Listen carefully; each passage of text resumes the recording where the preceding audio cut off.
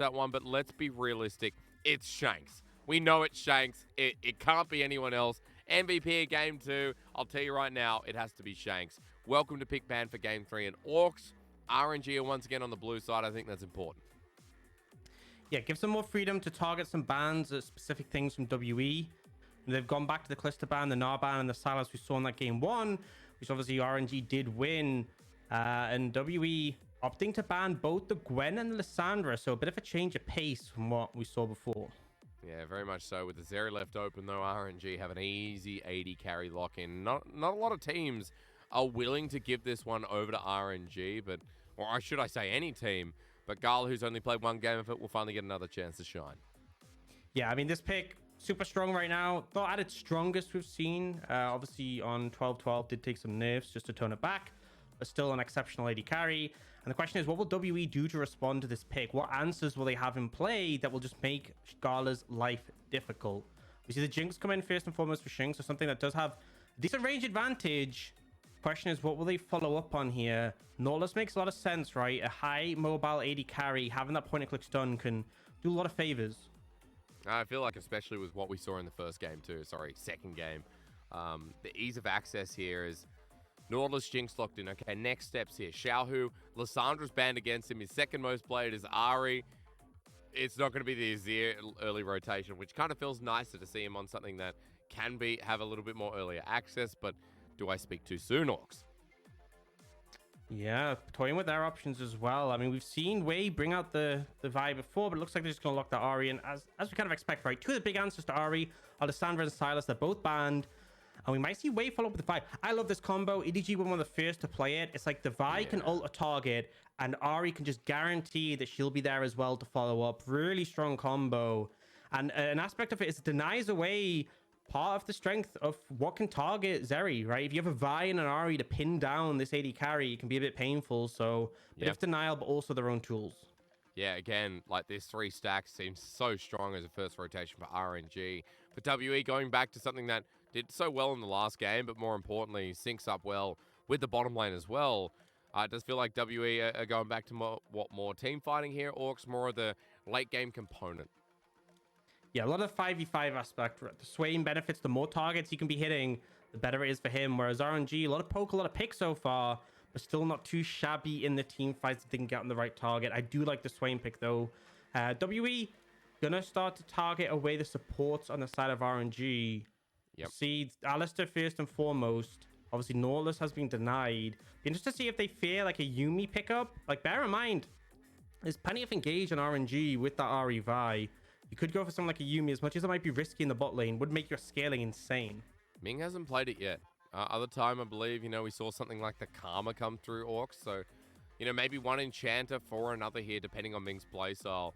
I love that the Alistars are banned, though. Let's be real. Over history, Ming, Mako, some of the best Alistar players in the LPL. Was one of his best as, he joined the league in 2016. So now, for WE, Orcs has already pulled out something like the Yuumi. Let's see if an Enchanter goes. And then limits options here for the bottom lane of RNG. Just show me. Renata, something we didn't even touch on there, Orcs. So still an Enchanter, still taken away. Yeah, banning that one obviously does a decent job at mitigating some of the pressure, while also pairing nice with the Zeri. So we'll target that area now. We see RNG target that Kayle, something we saw in game 1 from BuBu. Still, like, the Gangplank is open and available. Still options in that regard. We'll see what they have to go for. Probably expectation is just a jungler here, unless there's like a top laner that they really want to prioritize. We saw Gnar being that for RNG in the last set, but I don't think there's anything really outstanding at this point. And it looks like WE might just go for the Viego. So they do lock this in. It's even more momentum. You get a kill, you get the Jinx resets, you get the Viego resets, you get a little bit of healing for the Swain, and you can continue forwards in those fights. A lot of resets actually on both teams at this point as well. So fun little tidbit is it means top lane gets a counter pick here. So we have to show all cards. What's Breed going to pull out? Gwen's already gone. This is off topic, but if Vi was released today, her ult would reset on kills. That's all I'm saying. True. And E probably has like much bigger AoE. Probably has lockdown with global. it as well. W passive is he has a Banshee's Veil every 40 seconds. The list is limitless here. As we get an engage, nevertheless, no Enchanter here for Ming. we do get something that can help out with the mid-jungle duo you just talked about, and a bit of versatility with Breathe going on the GP. Yeah, a lot of threat right now offered towards Xing on this Jinx.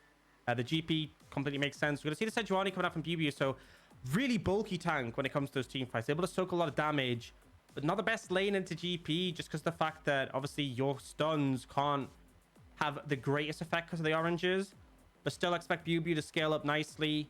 And I think in the 5v5, WE are comfortable. RNG definitely scale quite nicely, right? If you connect the W poke from the Zeri, if you connect the barrels from the GP, that's a big portion of your damage, and you have the ability just to blow up Xing. So when it comes to those team fights, that's what I expect. Blow up Xing, use those big tools that have so much damage potential from the Zeri and the Gangplank, and then look to follow through in the team fights there. Whereas for the side of WE, it's those clumped 5v5s. It's the group team fights that's going to find them favor.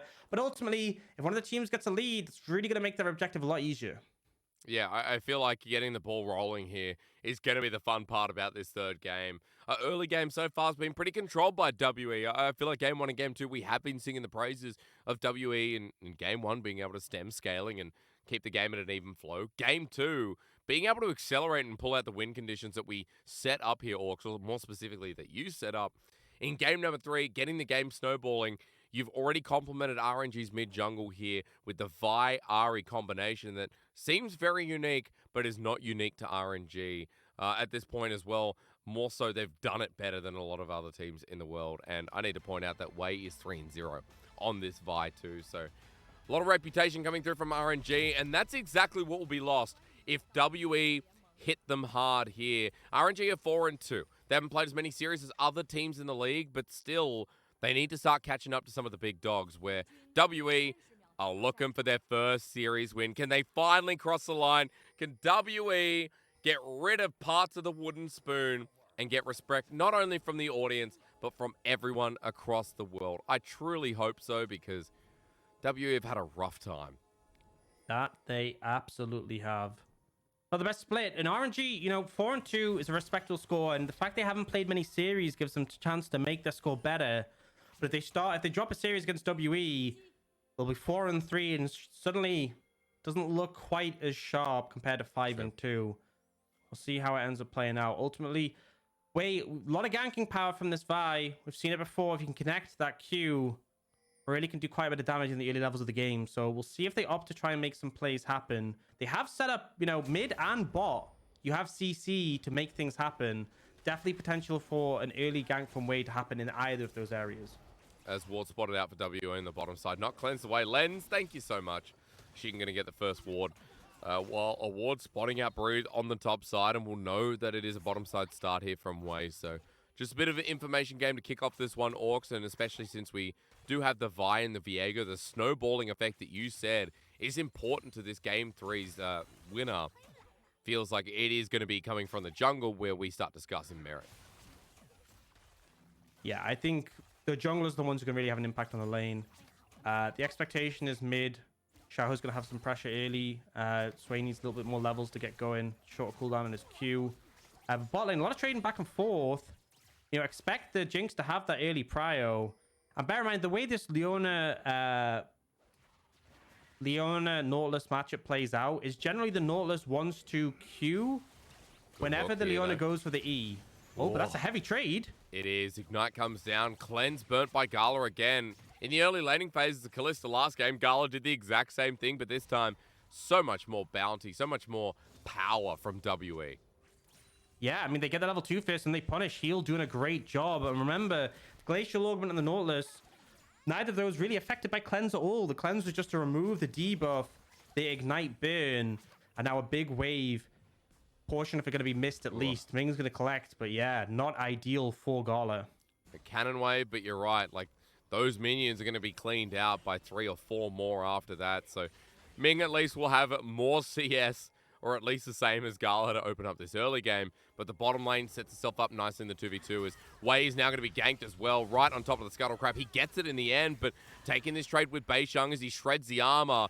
This little Vault Breaker of a Vi wants to get back on in, but needs Breathe by his side as Beisheng is still heavy. A good Vault Breaker for the second time round, but Shanks is now here. A Flash Burn as Breathe wants to kill, but look who's here!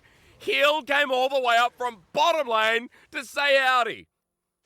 Still a 1-for-1 though, and ultimately, I think if RNG trade 1-for-1 on the back of that play with the heal roaming all the way up, I think they can be happy. A lot of summoners burn, right? Flash from heal, flash from Breathe, and Beisheng as well.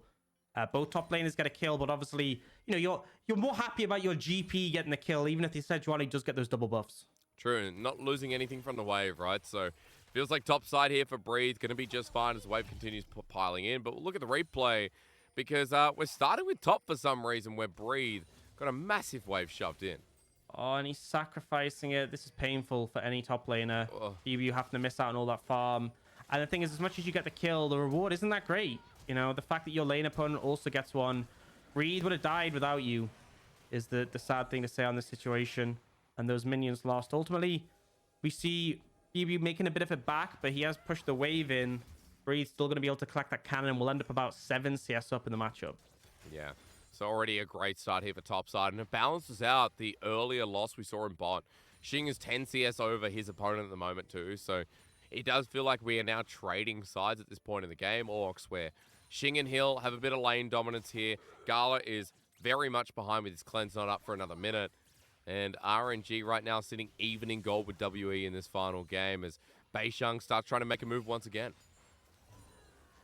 He's constantly fishing these opportunities, and if they can win out the 2v2 mid-jungle, we saw the effect they had last game. I do feel like they get a lot of power from 6. This is applicable to both lanes, right? Both Vi and Ari and Swain and the Viego get a lot of power at level 6. But I feel like with the extended fight, that's really where WE's mid-jungle shine. Now, Dragon is being contested heavily here. Yeah, it is. Ming's heading in first, but Hill can just stretch line this up as for the steal, way's over. Smite needs to come down, and he gets it. And the first kill goes down as well. I mean, Xiao gets a reset. He hits 6 before Shanks, and this is going to be the reward. Xiao with his first kill of this third and final game, and RNG contesting with balls of steel. A rare fact, right? 15th in the league for Fierce Dragon is RNG, but they make it happen there. Level 6 hit by Xiao, who makes all the difference. A Swain level 6 there could have been something for WE, but they end up getting Challenger. We watch the replay. Big threat here is the Viego. Viego starts getting resets. Even pre-6 is scary. Ming instantly in on top of him. And in this mix-up, not only does he get bursted out, but the Dragon goes as well. Man, and the Xiao getting 6 off the back of the first kill too. Really nice play here from RNG. The clutch factor there, and WE now suddenly behind in gold. Like, this is a Xiao game, because on his Ari, on one of his favorite picks of the league, he's now set up, and even Wei has recovered some of that debt he lost when he set up for the skirmish in the top side earlier. Yeah, and now 003, Wei's going to have his ultimate available soon, so yep. Just in a really fantastic position ultimately. We do see in the bottom corner of your screen how there's a bit of an all-in coming in the top side. Ignite burn by BuBu. And then that GPL resulted in a kill for the Sejuani. You got to respect that, right? If you stack up the first stun from Sejuani, GP can't cleanse the second one with the ultimate. True. But that's just how not broken is Sejuani, by the way? Oh my god, the early damage is nuts. Like, Permafrost, when you're versing a GP, has to be in range with you as well. Props to BuBu here. He's 2-0. Now, it is a tank top as we see a bit of engage through mid. Xiao having flash, but no Spirit Rush as Shanks wants to Demon Flare him out, and Xiao takes that respect any day of the week. He would have been dead, and Xiao now getting tested by Shanks once again. Does kind of suggest that maybe W not going to be in a position to contest his Herald if it's done on spawn, because you kind of need the Swain ultimate. But burns the flash from Xiao, who obviously knew the time and knew the ult wouldn't be there, and does make him pay at least for a successful dragon fight that he had. Well, he will have Spirit Rush available, so on your point about Herald, we have 5 seconds to find out if it's going to be contested, but Wei has got something else on his mind instead. It's Gala's lane, where Gala and Ming are only going forward into this one. Xing under turret for now, saving Grace, but heal at half HP. A Zenith Blade taken, a cleanse used by Xing, and RNG want to kill Xing and heal. It is on the top of their to-do list. They are the Urukai running through. They want the Hobbits. They'll take these two instead. And as the charm comes through, there is nothing Boromir can do. As down death first, Xing will fall, and that kill going over once again to the carry in the mid lane. And this is why Vi Ari is so strong, right? You just dive in on the Vi, and the target is hit, right? Nothing Xing can do. Once that ult is pressed, he even flash to create the distance. Wave flashes to follow, presses are, okay, I'm getting CC'd, and that gave the opportunity for Xiaohu to catch up. 3 charges of the Spirit Rush, enough to get there, lands a charm, and the Jinx goes down, and now the cost. You remember, Xing had a CS advantage because of that early play, and now is falling. I mean, at least allowing Gala to catch up, but with the plates going, is falling behind as well. It's just a big turnaround for the lane that just felt so hopeless, and a nice setup for the Zeri that continuously get bans in the LPL for reasons like this. The Noon Quiver picked up, the Snowball now truly enrolling for RNG. So many lanes here, Orcs, that give so many possibilities. It's really the replay here. I mean, this vibe once again for RNG is making magic. Yeah, I mean, once your hits, not much you can do. And Xing gets hit by the red for the slow, and here heal. This is the right call, by the way. Ops not to block the charm, because I think... I don't know. I mean, I feel like maybe they would have both died if he blocked the charm. I don't know. It's a hard call, but either way, at least one of them gets out. Xing does end up going down, and the end result is RNG get the play they want.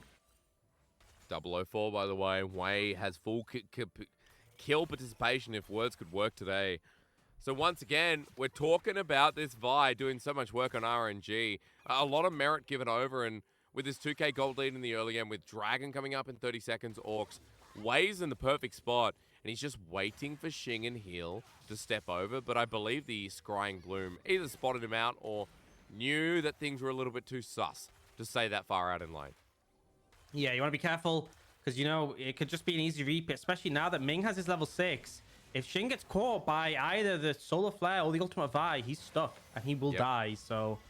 You have to play this one so careful. And this is kind of, I gotta say, RNG's composition is kind of a anti-Jinx comp in a lot of ways. There's a lot of ways to shut down this Jinx on the side of WE. Not a fun game to play an AD carry. Much rather be playing something like Xayah in a scenario like this, or Ezreal. True. With no way out. As Solar Flare's there, look, they got Shank's charm as well. The CC flies through, so well timed out as Ming gets the kill, and Spirit Rush is just playing with the journey back over the wall. Xiaohu making magic happen once again as Heal comes in to try and change the play, but Heal, I think your friends are dead. 7-2, RNG 3k up, and this RE pick is taking over the game with his pink-haired friend in the jungle. Once again, Xiaohu on agency. Game 2, the loss was him on Azir, and sure, he did the most damage, but it's kind of sit back and wait for the team fights. This is the team playing around mid, and Xiaohu coming up huge, and now Breathe could be in trouble. We could see a repeat. Yeah, we could. We didn't get to see it last time, but finally now with the 1v1 coming through, Bubu with ultimate available as well, just waiting for that orange to come through. Permafrost after Permafrost, and Bubu holding the ignite for now. Breathe without an ulti, but at least something's going right for a member of WE. Yeah, Breathe having a little bit of problems at the top side of the map, and Beisheng with Herald could just come down. They could just slam this and make the play. TP is a good response, though, from RNG. The barrel chain not coming out yet, but Bubu's going to respect that it could get worse from here. So Xiaohu makes the move. Herald plating, not given over yet as Beisheng holds on, but Bubu still able to crack one of his own. Yeah, I think they just slam the Herald. They get the tower here. Nothing RNG can do to stop this. They can try and deny Bubu from being in range, but that's about all they'll achieve here. And Xiaohu's coming up. He wants Bubu. Now, Arctic Assault is available. Orbit Deception does great damage. It's a flash away. That was nice from Xiaohu. He's now looking for the charm. A dodge away from Bubu once again, but as W comes through, Spirit Fire as well. Xiaohu lands the final blow. Wei's now here with a good Vault Breaker. The Solar Flare, Zenith Blade. The layering of CC here is so beautiful to watch from RNG. Man, and it feels like even when RNG get a good play, even when WE get a good play, RNG just end up winning overall. They have both dragons. Yes, they lose the first tower, but how fed is this Ahri right now? And Gala playing with fire a little bit here, but WE don't feel confident to go for the play. No, they don't. They won't even go near him. He's got an Immortal Shield Bow as well, Orcs, so going to take a bit of time to burst him out. As we look at the replay, this is the previous one before where this same layering of CC from Ming, just gorgeous. And I mean, this is RNG at the best. When they have so much ability to dictate fights, pick a target, kill a target, and work as a team, these are the comps that have worked most for RNG. Another reason why they can just take over games. And you can see here, Heal caught out as well, going for the dredge line into the blast cone to try and get out, and doesn't get a chance. And then here, Xiaohu without ultimate is able to gain the distance with that extra movement speed and chase down the Sejuani. You know, you said before, it's Xiaohu on agency, on playmaking. I'll also say, I always prefer it when Ming is on engage. Leona, Nautilus, like Alistar, Ming, over his career, has always looked best when he plays his engaged supports, rather than things like Yuumi or Renata. I mean, even the Renata game 1 was insane, right? But Ming is just such a good playmaking support as well. Hey, I think we have some time to talk about that, because at the moment it feels like RNG firmly in control. But this is kind of like the strength, but also the flaw of RNG, is that you know, when Ming is on engage, Xiaohu is on these agency picks, as we saw them demonstrate at MSI, as we saw in the spring playoffs, when the meta was these proactive moving mid laners, things like the Galio, spearheaded by RNG. They look fantastic. It looks like they're so good at setting up plays on the map. They're so good at coordinating the mid game, finding picks, knowing what to do in team fights, and excellent target selection. You see this, the trio working together. If anyone steps up to these three, they're down. The concern is, what if the meta shifts away from that, right? We've already seen the priority of Leon and Nautilus drop a little bit compared to spring. Control mages are a bit more frequent. It's fine. It's okay for now. You know, Ari's still in the meta. Leona's still in the meta. Nautilus is still in the meta. These picks are still there, just not as dominant. And my question for RNG over the course of the split, obviously they're looking fantastic now, but if we're thinking of this team as, you know, the dominant winners of MSI, if we look towards Worlds, then a meta shift could really hurt them. As it feels like, as much as they're great at this style, a move away from it can be painful. I mean, the direction in drafting Game 2 is a little bit of an insight into that. Like, adaptability for RNG in draft may be a bit of a concern that we can see heading towards playoffs. We don't know what direction's going to happen, because we're in 12.12. We assume there's going to be a couple other patches over the course of the rest of this summer split. And let's be real, patches have had massive swings. Like, it's not small patches. We have had insanely heavy patches for the start of a summer split. Like, they're preseason patches, I think 3 in a row at this point. Yeah, massive patches in as well. The thing with the meta is like, it's such a fluid thing, right? It's really just kind of set by what is working, what is winning, and it can change on a drop of a hat, right? And we could get a playoffs and suddenly realize that actually this isn't the way that's best to play the game. A team could just steamroll by playing a different way, and everyone has to match that. We could get to internationals. Now, often is the case at Worlds where, you know, regions have a complete wrong read on the meta and they have to adapt, and that could be the pain point. For the time being, it's obviously working very effectively. And you can see Xiaohu 10 stacks on the Medjai is looking to try and set up some more if Shanks gives him the window. I mean, he's so big. He's got a 500 gold bounty at this point. That turret his too. We've been talking away, looking at the future and what it holds for RNG, because this one feels a little bit done. With a 5k gold lead, sure. Scaling on WE, we talked about a little bit, but RNG just have such good control at this point. Third Dragon's coming up as well as Heal sets up for the dredge line depth charge, but Breathe is here buying time while Shanks gets into the back line. It looks good with a Demon Flare, but Gala's still alive with his electroshock therapy at the ready. Heal dredge line, Beishang with a stolen Ming. It's also good there, but now Xiaohu's here. The Heartbreaker not connecting. A Spirit Rush again. WE clean out the fight, and just as we're calling it too hard, RNG get caught out with their pants all the way down, and now for Bubu, he's walked in once again. Assault and battery won't matter. WE are back on the board. Just as we're ready to start talking about the future, WE bring it back to the present. Fantastic team fight from them. And you can see when everything is clumped up, when the resets start to come in, they find favor. RNG's composition, fantastic poke, fantastic pick.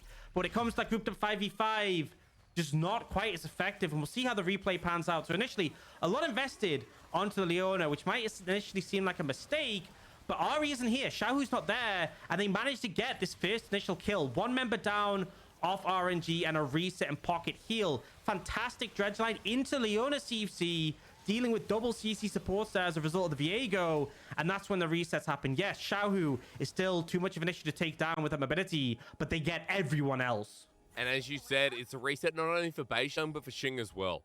Untouched in the back line, this Jinx is getting to the point where we're close to 2 items, I believe, as we move away from our little banner. And yeah, we're at a Zeal now as well, and he just got that 500 gold shutdown on Gala, so WE not as far out in the woods as we thought, and they also got the dragon there, Orcs. So they're not forced to fight a lot earlier than we suspected with the way the game state was going. Yeah, that was a massive one, especially when you have things like GP barrels and you have the W, you know the name, don't you? The hypershock laser, is it called? Ultra Shock. Ultra shock laser. Ultra shock laser from the Zeri. These things with an Infernal Soul, devastating. So WE bought themselves time. The only sad thing is they didn't kill Xiaohu, not just because there's a mega shutdown, but also the Medjai stacks. A lot of gold value would be knocked off if you're able to take him down. But still, fantastic fight from WE. Shows they're still in this game. Shows that RNG cannot disrespect their opponents or they will be punished. And if Xiaohu goes down as well, all that gold going back over, I think at that point we start going, well, concern might flip over to RNG. That Medjai's Ari, the commitment there, the 6-0 and 3, the 650 gold bounty, that goes to Xing or even to Shanks. Maybe we've got trouble brewing as well. But let's look ahead, Orcs. We need to see what's going to be the next pilot because, well, piloting move. English is really hard today. I'll get there. Baron's coming up in 20 seconds. And right now, RNG is setting up. Dude, just stick to Australian, honestly. Dude, Australian's even harder. We don't even know what we're saying. You know, we wear thongs on our feet, and Americans are like, you wear thongs on your feet? That's kind of sick. You know, we honestly don't have our own language. It's just the worst dialect you've ever heard of. Anyway, be proud of it. Hey, RNG, Norma's finding heal. That's something. But Baron now spawns, and I get a moment to rest and recover Orcs, as it looks like it is just a fishing game for now. Yeah, and as long as WE can stop the Baron from going down, they're fine. And I think one of the most notable things about Swain is his W and the fact that you can just check Baron with it, you know? One of the issues that we have is blue trinket's been used by WE. There's now a window where if you look at the items on the bottom of the scoreboard for WE, no blue trinkets available. It doesn't matter. As long as you can keep spamming Ws, RNG are going to struggle. You have a very finite window in which you can start rushing the Baron before that ability is up again, unless you can find a pick. Now, the damage on the base strong, not quite enough though, even with that Void Staff. WE able to stall out time. A minute and a half until that dragon. I feel like the focus for RNG will be back on that side of the map. Now, WE can afford to give this one up, but obviously would prefer to take it themselves. Your timing was just right, though. You mentioned picks. Xiaohu doing half HP here to Beishang, so still is that pick potential that we know and love.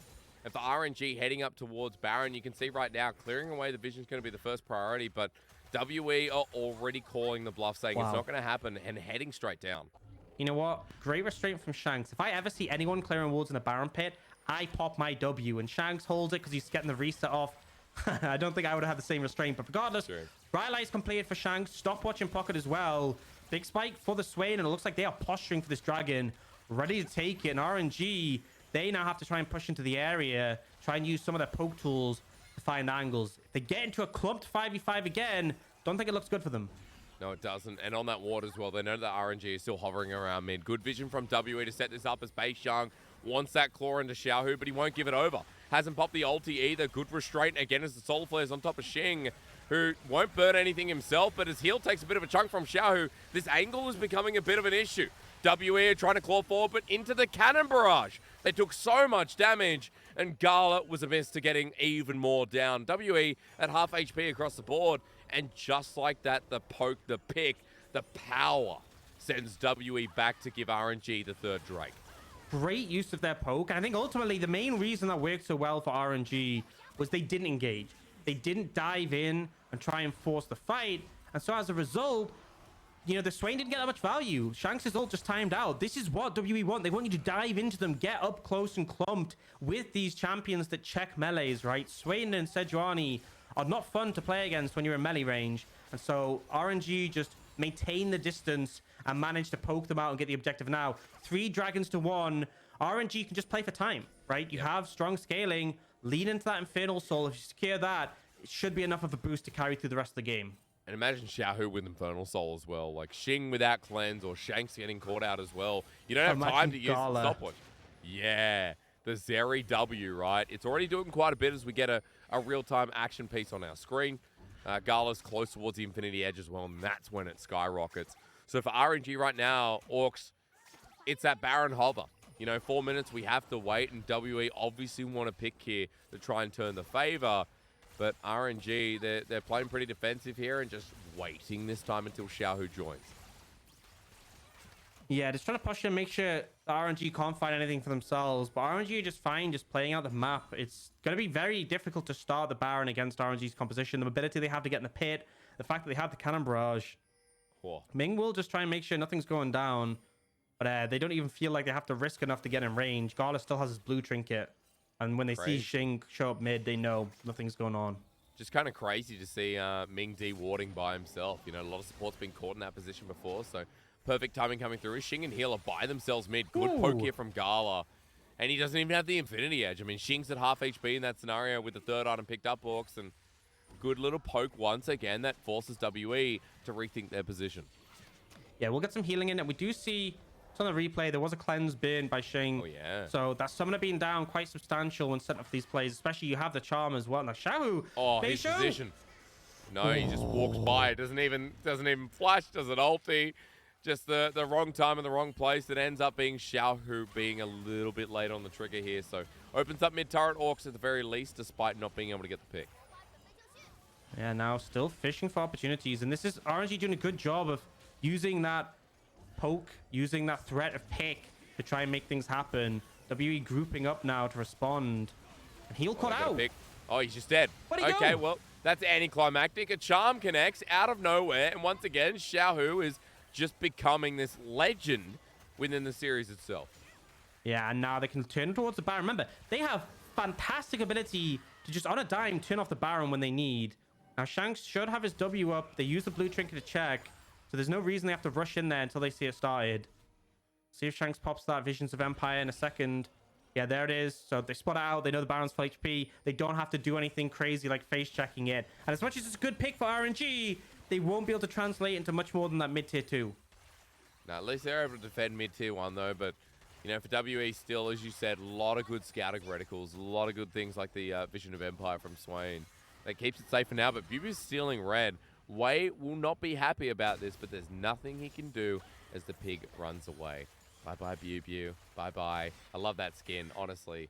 I feel like there's so many different ways you can go with Sejuani. Riding a dragon, riding a pig we've already got. Riding an elephant. There are so many cool things that Sejuani can do. You should pitch these, man. I would enjoy it.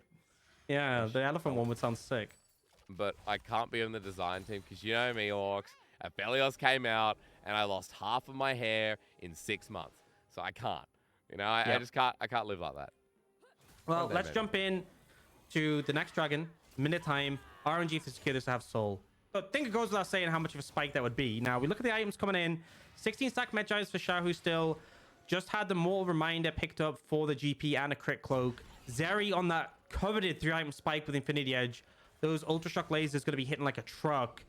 Oh, yeah. WE, on the other hand, they do have 3 items on the Jinx, but Ming setting up with the Zenith Blade. That's a starting engage. Beisheng hit with the now Infinity Edge Gala. Orcs, a big difference here as he goes back to his own jungle, but RNG going to try and use his timing. Assault Flare hits 2 man. He's got no cleanse. Xing being ult in the backside. The Assault and Battery, and you've been charged with a murder way. But I don't think anyone's going to convict him in the middle of this fight because for WE, they have no lawyers. They have no case. And it's so biased because RNG are the judge, the jury, and the executioners of this series. And you know what? I talked about this being an anti-Jinx composition. I think you really felt it in that team fight. RNG decimate Xing, and the rest of the composition falls like dominoes. Beisheng, I'm not sure there's much you can do. I think it's just RNG claiming the 2-1. It's so sad. WE looked like they could pick up their first series win, but RNG with a breath of fresh air in the final game of this series remain strong, remain confident, and remain to make sure that WE goes 0-7. But RNG, a big win to make sure that momentum builds up for them in this summer split. Yeah, definitely some promise shown by WE, but still, unfortunately, not able to get a series. 4 game wins is all they have in the split so far, but still 0 in that series score. Work to be